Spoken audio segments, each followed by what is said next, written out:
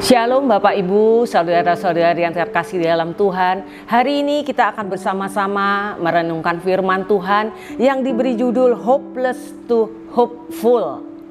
Kita akan membaca bersama di Lukas 7 ayat yang ke-14. Demikian firman Tuhan. Sambil menghampiri usungan itu, ia menyentuhnya. Dan sedang para pengusung berhenti, ia berkata, "Hai anak muda, aku berkata kepadamu, bangkitlah." Lukas 7 kalau Bapak Ibu baca secara lengkap dari mulai ayat 11 sampai ke 17, perikopnya adalah Yesus membangkitkan anak muda di Nain.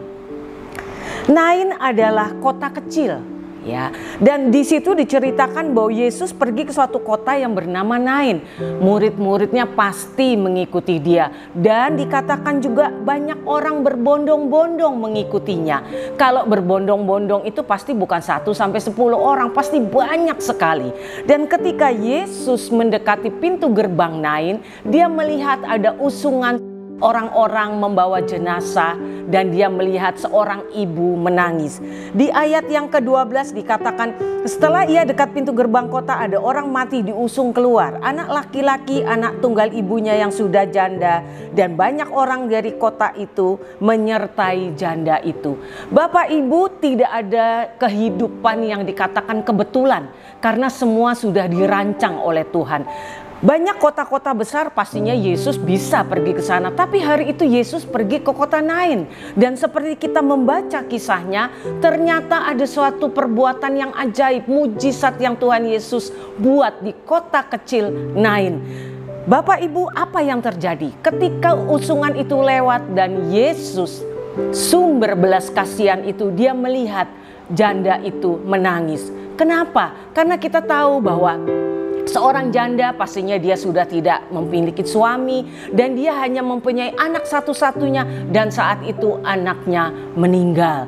Dan pastinya janda ini tidak punya harapan, rasanya sedih, kecewa, dan segala sesuatu yang membuat dia rasanya patah semangat dalam hidupnya. Tapi di ayat yang ke-13 dikatakan, dan ketika Tuhan melihat janda itu, tergeraklah hatinya oleh belas kasihan, lalu ia berkata kepadanya, "Jangan menangis." Dan apa yang Tuhan Yesus lakukan? Usungan itu disuruh berhenti, dan dia menjamah anak itu, dan anak itu hidup kembali. Dia duduk dan bisa berkata-kata, dan Yesus menyerahkan anak itu kepada ibunya. Bapak Ibu, luar biasa Tuhan yang kita sembah, sumber belas kasihan ada dalam kehidupannya. Dan ketika dia di kota Nain, dia mengadakan mujizat, orang mati dihidupkan kembali. Lalu bagaimana dengan peristiwa itu untuk kehidupan kita hari-hari ini?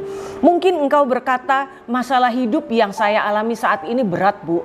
Mungkin itu ekonomi, sakit penyakit, masalah hubungan dengan keluarga. Bahkan mungkin engkau berkata bahwa rasanya kok saya udah putus harapan. Apakah Tuhan masih menyertai saya? Bapak Ibu, kita belajar dari kisah di Nain ini. Saat itu belum ada multimedia, jadi Tuhan Yesus tidak akan menceritakan bahwa dia akan datang ke sana. Tapi Tuhan tahu ada sesuatu peristiwa yang luar biasa dia kerjakan di kota Nain. Bapak Ibu, lalu apa yang kita harapkan akhir-akhir ini? Ekonomi, keadaan seperti ini, Bapak Ibu tahu kalau kita mendengar berita-berita. Lalu masihkah kita berharap kepada Tuhan? Tuhan yang menjadi imam agung kita. Tuhan yang tahu, mengerti, dan pernah merasakan penderitaan yang dialami manusia. Kapan? Ketika Tuhan menjadi manusia, yaitu Yesus Kristus Tuhan.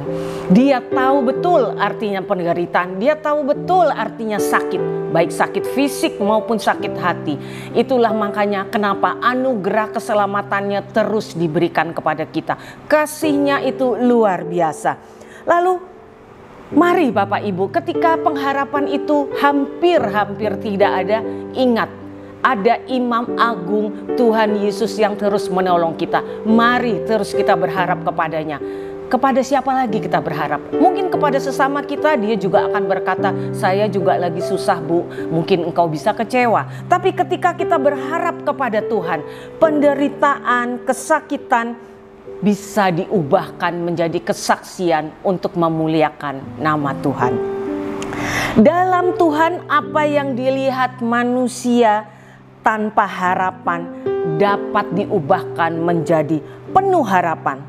Tidak ada penderitaan kita di dalam Dia, di dalam Yesus yang sia-sia. Mari Bapak Ibu, terus kita berharap kepada Tuhan, maka engkau tidak akan pernah kecewa. Dan mujizat pengharapan dalam hidup kita pasti bisa terjadi. Semangat beraktivitas, Tuhan Yesus memberkati. Immanuel.